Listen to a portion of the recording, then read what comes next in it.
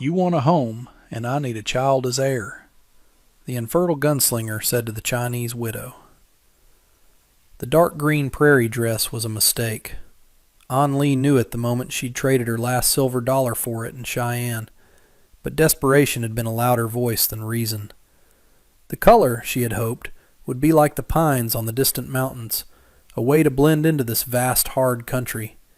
Instead, against the bleached dust of Redemption Bluffs, Wyoming, it made her a target. A single dark leaf floating on a sea of pale dirt. Every hostile glance from the townsfolk felt like a stone thrown, and she felt each one, a collection of bruises on her spirit. Beside her, her 7-year-old son, Bao, held her hand, his small fingers a warm anchor in the cold ocean of their reality. His father, a good man who had dreamed of a life built on the steel spine of the railroad, now lay in the hard ground a mile east of town, a victim of a rock slide, and a company that paid in condolences, but not in coin. They had nothing left but the clothes on their backs, and a handful of words, in a language that felt foreign and sharp on her tongue. The town saw a Chinese widow and her boy, a problem to be solved by neglect, a weed to be starved out. They did not see a woman who had crossed an ocean, learned a new script, and buried a husband with her own hands. They did not see a mother whose love for her son was a fire so fierce it could turn the world to ash. Therefore, she stood her ground. Each morning she walked Bao past the staring children and the tight-lipped women, her back straight, her chin held at an angle that dared them to speak their cruelty aloud. They were surviving on the dregs of charity from the church, a thin gruel of pity that would soon run out. An Li knew their time in the small room behind the laundry was measured in days.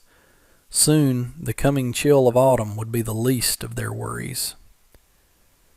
It was on such a day, with the sun beating down and the taste of dust in her throat, that Nathaniel Thorne appeared. He did not ride into town like a storm, as the whispers and legends suggested. He simply materialized at the far end of the street, a tall, weathered figure leading a horse whose coat was the color of a dried bloodstain. He moved with a quiet economy that spoke of a life where no motion was wasted. The townsfolk gave him a wide berth, their fear a palpable thing, a ripple in the summer heat. His face was all angles and shadows under the brim of his hat, and a reputation for violence clung to him like a second skin. He was a gunslinger, a man who settled disputes with cold iron and colder eyes.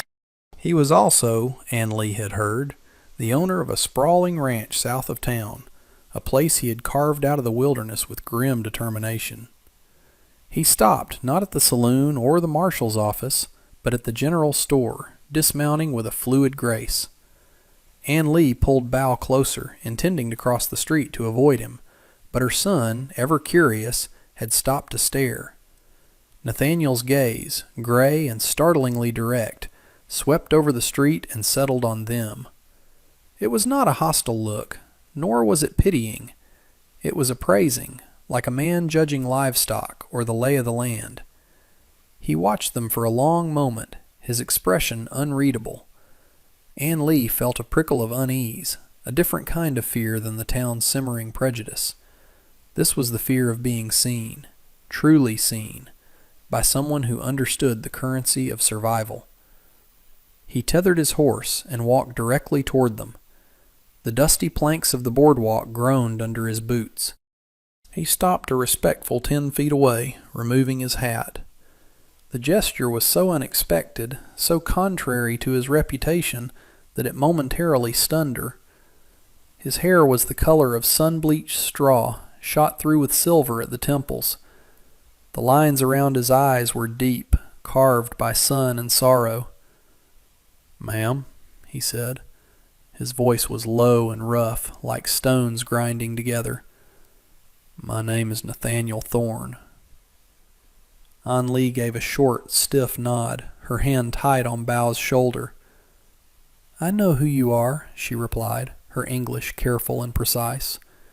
He did not smile. His face seemed unused to the expression. "I have a proposition for you." She waited, her silence a shield. Men with propositions were rarely offering salvation. "I have a ranch," he stated, not as a boast, but as a fact.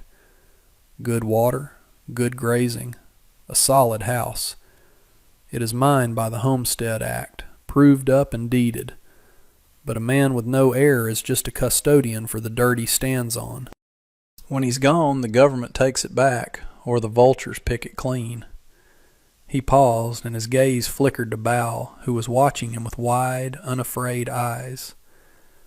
"I am unable to have children of my own," Nathaniel said, the words laid bare with a shocking lack of shame or sentiment. It was a simple, brutal truth. "You are a widow with a son. You have no home, and your boy has no future here. The town will chew you up and spit you out before the first snow." He took a step closer, his voice dropping lower still, a private conversation on a public street. "You want a home, and I need a child as heir. Marry me. I will give you my name, the protection of my roof, and half of everything I own, ironclad in the eyes of the law. Your son will be my son. He will inherit it all. In return, you will run my house, and you will allow me to adopt him legally. It is a business arrangement. Nothing more is expected." The audacity of it struck An speechless. It was cold, it was calculating, and it was the only lifeline she had been thrown. He was not offering love or affection. He was offering a contract, a deed, a future. He was offering Bow a chance to be more than a pariah's son. She looked from Nathaniel's unyielding face to her child's innocent one. The green dress felt suddenly flimsy, a poor defense against the world. Nathaniel's offer was a suit of armor. "Why?" she asked, the single word a breath of disbelief. "Why us?" "Because you're still standing," Nathaniel said, his gray eyes holding hers. "This town has been trying to push you over since you arrived, and you have not bent. That is a quality I respect. And your boy? He does not flinch. I need an heir with a strong back and a steady eye." He put his hat back on, the shadow once again concealing his expression. "My lawyer will have the papers drawn up by tomorrow. The circuit judge arrives in 3 days. You have until then to decide." He did not wait for an answer. He turned and walked into the general store, the bell above the door jangling in the sudden silence. An stood frozen on the boardwalk, the weight of his words settling upon her. What he did not know, what no one in this town knew, was that the letter from her husband's family in Guangdong was already on its way, a summons for Bao to be sent back to China to be raised in the old ways, a world away from her. The letter was a ticking clock, and Nathaniel Thorne had just offered her the only way to stop it. 2 days later, An stood before the circuit judge, a portly man who smelled of sweat and whiskey, with Nathaniel at her side. She wore the green dress. It was all she had. Bao stood between them, holding both their hands. The marriage certificate was signed, followed by the adoption papers, each scratch of the pen a nail in the coffin of her old life, and a foundation stone for a new one. Nathaniel paid the judge with a gold coin that made the man's eyes widen. There was no ceremony, no well wishes. It was a transaction, witnessed by the lawyer and a bored clerk. The wagon ride to the ranch was silent. The landscape grew wilder, the bluffs and plains giving way to rolling hills dotted with juniper and sage. Nathaniel's property was nestled in a wide valley, a fortress against the wilderness. The house was not large, but it was made of thick, squared logs, with a stone chimney and a deep porch. It looked like it had grown from the earth, solid and permanent. Corrals, a barn, and several outbuildings were laid out with a logic that spoke of years of hard work. Inside, the house was starkly masculine and clean. A stone fireplace dominated the main room, flanked by a simple table, 2 chairs, and a shelf of books. There was no dust, no clutter. It was the home of a man who lived without sentiment. Nathaniel showed her to a room at the back. It was small, with a narrow bed and a single window. "This'll be yours," he said. "The boy can sleep in the loft." His own room was across the hall. The arrangement was clear. They were partners in a contract, not a marriage. Anli nodded, a knot of tension in her stomach. The first week was a quiet dance of avoidance. Anli cooked and cleaned, turning the sterile house into a place that smelled of baking bread and stew. Bao, after a day of cautious observation, seemed to adopt the ranch as his personal kingdom, his laughter a strange and welcome sound in the silent valley. Nathaniel was a constant, steady presence. He rose before dawn and worked until dusk, his days filled with the relentless labor of the land. He spoke little, but he watched everything. He watched the way Anli's hands were never idle, the way she mended Bao's worn shirt with neat, tiny stitches. He watched the way Bao followed him to the corral, mimicking his walk. But the town had not forgotten.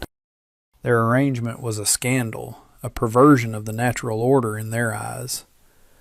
The first sign of trouble came when Nathaniel rode into town for supplies. He returned hours later, his jaw tight, a fresh bruise darkening his cheekbone. He said nothing about it, but Anli saw the way the shopkeeper had wrapped the flour and salt pork in old newspaper, a deliberate insult. The true confrontation came a week later. Jedediah Croft, the town's self-appointed patriarch and banker, rode out to the ranch with 2 hired men. Croft was a man whose girth strained the buttons of his waistcoat, his face perpetually flushed with self-importance. He had been trying to buy Nathaniel's valley for years, coveting its reliable creek. "Thorne!" Croft bellowed from his horse, stopping just beyond the porch. "I've come to talk sense into you." Nathaniel emerged from the barn, wiping his hands on a rag. He moved without haste, his calm more unnerving than any threat. "I'm not in the market for sense from you, Croft." Croft's eyes slid past Nathaniel to Anli, who stood in the doorway of the house, her heart pounding. His lip curled in a sneer. "This is what you've brought to this valley? A heathen bride and her half-breed brat? You've shamed yourself. You've shamed this whole territory." Anli flinched as if struck. Bao, who had been playing by the steps, ran to her side and buried his face in her dress. Nathaniel's posture did not change, but a cold stillness settled over him. "This is my wife, Mrs. Thorne," he said, his voice dangerously quiet. "And that is my son. You will address them with respect, or you will not address them at all." Croft laughed, a harsh, barking sound. "Wife! That piece of paper from a drunk judge means nothing. The good people of Redemption Bluffs won't stand for it. This land is for decent, God-fearing folk," he gestured to his men. "Perhaps you need a more forceful reminder of your place." Everyone expected Nathaniel to reach for the pistol holstered on his hip. Anli's breath caught in her throat. Instead, he took a step forward, holding only the greasy rag in his hand. "Before you do something you'll regret, Croft," Nathaniel said, his voice cutting through the tension, "you should know I sent a telegraph to the U.S. Marshal in Cheyenne the day we were married. I informed him of my marriage and my son's legal adoption. I also informed him of your long-standing and unwelcome interest in my property. Any harm that befalls my family or my land will be laid directly at your feet. A federal marshal might take a dim view of interfering with a man's homestead, especially when that man has friends in the territorial government." Croft's florid face paled. The threat of a gun was one thing, the law was another. It was a language he understood. He stared at Nathaniel, then at the unyielding house, and finally at Anli. He saw not a frightened woman, but the mistress of the property, her presence now a legal fact. "This isn't over, Thorne," Croft spat. But the threat was hollow. He wheeled his horse around and rode away, his men trailing behind him like chastened dogs. The silence that descended was profound. Nathaniel turned and looked at An Lee, his gray eyes searching her face. He had not used violence. He had used the law, a shield he had quietly forged around them. In that moment, An Lee saw past the gunslinger. She saw a planner, a protector, a man who fought with his head before his hands. He had defended her honor and Bao's future without firing a single shot. The knot in her stomach loosened just a fraction. That evening, as she was putting away the last of the mended clothes in Nathaniel's room, her hand brushed against a small, leather-bound book tucked beneath a stack of shirts in his bureau drawer. It was not a ledger or an account book. Its cover was worn smooth with handling. Curiosity, a feeling she had not allowed herself in a long time, overcame her. She opened it.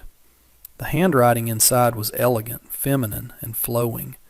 It was a journal, and the words were not his. The first entry was dated 5 years prior. "Nathaniel brought me the prettiest blue wildflowers today," it read. "He says this valley will be our paradise." An Lee's blood ran cold. The journal was not the only secret the house held. She closed the journal, her hands trembling, and put it back exactly where she had found it. For days the knowledge of it sat like a stone in her chest. The house no longer felt merely empty. It felt haunted. Who was this woman?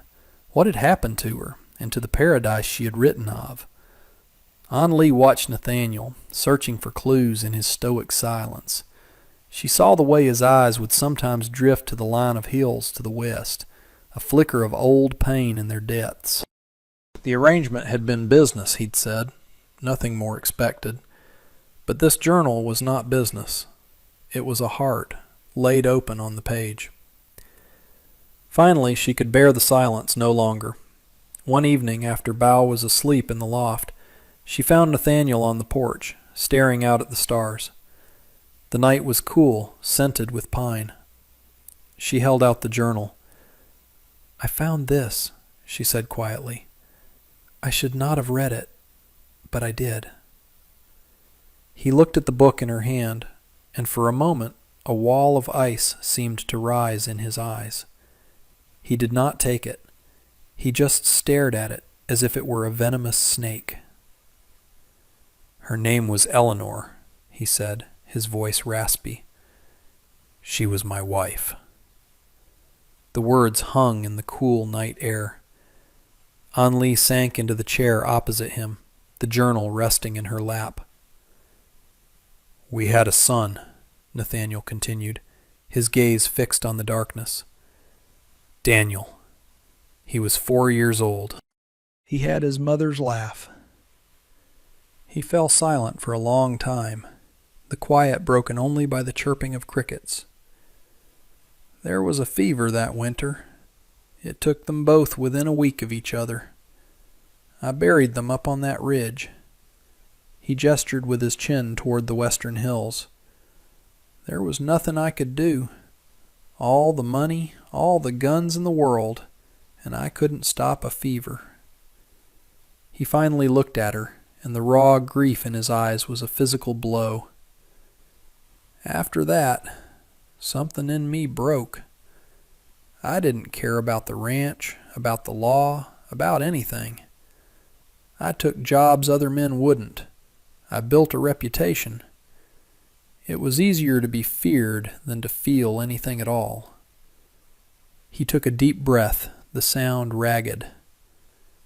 "When I saw you and your boy in town, I saw a second chance. Not for me, for the ranch, for this home. It deserved a child's laughter again. Eleanor would have wanted that. My proposal, it was selfish, but it was the only honest thing I had left to offer." An Lee looked down at the journal in her hands. It was not a secret meant to deceive her, but a wound he had been nursing in silence. The cold, pragmatic gunslinger was a ghost a shell built around a man hollowed out by loss. Her heart, which had been so carefully guarded, ached for him. "It was not selfish," she said softly. "It was a kindness.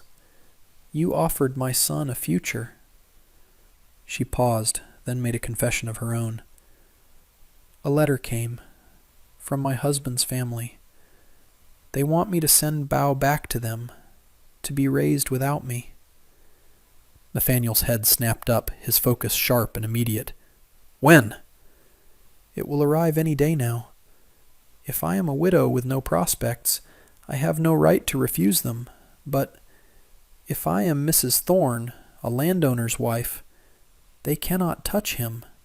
He is an American citizen now. He is your son." The air between them shifted. This was no longer just his past and her present. It was their shared future, and a new threat was on the horizon. A threat not of guns or greedy neighbors, but of distant family and old traditions. A legal battle that would be fought with letters and laws she did not understand. Before he could respond, the sound of hoofbeats echoed from the valley road, fast and frantic. A lone rider burst into the yard, his horse lathered. It was the young clerk from the lawyer's office. "Mr. Thorne," he gasped, sliding from the saddle. "It's Croft. He's not given up. He's filed a claim challenge with the Territorial Land Office. He's brought in an official from Cheyenne. They're saying your original homestead claim is invalid, that you didn't cultivate the required acreage in the first 5 years. They're holding a hearing in town tomorrow. They mean to take it all." The attack was no longer social or physical. It was legal, a serpent striking at the very foundation of their agreement. The ranch, the home, Bao's inheritance. It all rested on a piece of paper that Croft intended to burn. Nathaniel stood up, and the cold stillness was back, harder and deadlier than before. An Lee saw the gunslinger return, the man who settled things with iron. But she knew, now, the man underneath. She stood and placed a hand on his arm. His muscles were rigid, tight as coiled steel. "Violence will not win this," she said, her voice firm. "It will only prove Croft's point that you are an unstable man unfit to hold this land. We will fight him with the truth." He looked at her, his face a mask of conflict. "The truth?" he said bitterly. "The truth is buried on that hill." "No," An Lee insisted, her grip tightening. She held up the journal. "The truth is in here." By the time the first snows fell, blanketing the valley in a pristine sheet of white, the name Croft was a sour memory in Redemption Bluffs. At the hearing, when the corrupt official had smugly presented Croft's case, An Lee had stepped forward. With Nathaniel standing silent and solid behind her, she had opened Eleanor's journal. She did not read the entries about love or wildflowers. She read the entries that detailed the crops they had planted, the number of acres cleared, the dates the fences were built. Eleanor's neat, precise records of their first years on the homestead systematically dismantled Croft's lies. She had been more than a wife. She had been a partner, and her words were the unshakable proof. The official, faced with dated, written evidence that contradicted his own falsified report, had no choice but to dismiss the challenge. The town, witnessing Croft's public humiliation, turned on him with the same viciousness they had once reserved for outsiders. He sold his bank and left the territory by the end of the month. The ranch was truly theirs now. The house was no longer stark. An Lee had put up simple calico curtains, and a pot of herbs grew on the kitchen windowsill. Bao's laughter was a constant refrain, echoing from the barn where he'd followed Nathaniel, handing him tools and asking endless questions. The contract between Nathaniel and An Lee had been fulfilled, but it had been quietly replaced by something else, something forged in shared struggle and late-night confessions on the porch. One afternoon, An Lee stood looking out the window, watching Nathaniel teach Bao how to properly cinch a saddle. She wore the dark green dress, mended now at the cuff where it had torn. It no longer felt like a mistake. It was just a dress. She felt a presence behind her and turned to see Nathaniel standing in the doorway, his hat in his hands.